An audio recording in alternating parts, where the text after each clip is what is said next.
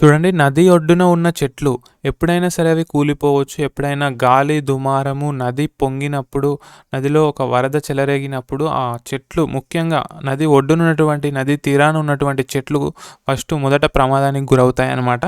ఇతరుల ఇండ్లలో ఉండు స్త్రీ, ఒక మహిళ తన సొంత అమ్మా నాన్న ఇంట్లో కాకుండా, లేదా తన భర్త ఇంట్లో కాకుండా, ఇతరుల ఇంట్లో ఉండే స్త్రీ చెడిపోయే ప్రమాదం ఉందన్నమాట. ఆమె యొక్క శాంతి భద్రతలకు రక్షణ లేకుండా పోతుంది. ఆమె యొక్క మా మనం మర్యాద, గౌరవాలన్నీ కూడా కోల్పోవడం జరుగుతుంది అలా ఉండడం వల్ల. మంత్రి లేని రాజులు, ఒక రాజు చాకచక్యమైనటువంటి నిర్ణయాలు తీసుకొని పరిపాలన కొనసాగించాలంటే ఒక అద్భుతమైన తెలివితేటలు గల మంత్రి చాలా అవసరము. అటువంటి మంత్రి లేని రాజులు శీఘ్రముగా నశింతురు. వాళ్ళు జీవితంలో నష్టపోతారు అని చెప్తున్నారు. ఇందులో సంశయం లేదు. నో డౌట్ ఇన్ దిస్ అని చెప్తున్నారనమాట చాణక్యుడు.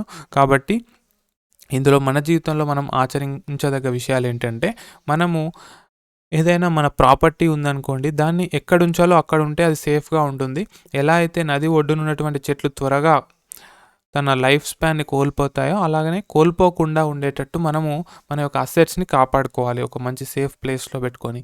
ఇతరుల ఇళ్ళలో నుండి స్త్రీ అనే వారు ఎవరైనా సరే రక్షణగా, గౌరవప్రదంగా బ్రతకాలి. మంత్రి లేని రాజులు, మీరు ఒక లీడర్ పొజిషన్లో, నాయకుడి పొజిషన్లో ఉంటే మీరు కూడా మంచి సలహాలు తీసుకోవాలి మీ శ్రేయోభిలాషుల నుంచి, మంచి తెలివైన వారి నుంచి. లేదంటే మీరు కూడా నశిస్తారు అని చాణక్యుడు చెప్తున్నారనమాట. ఈ వీడియోని మీ బంధుమిత్రులందరికీ షేర్ చేస్తూ వాళ్ళని కూడా మోటివేట్ చేయండి.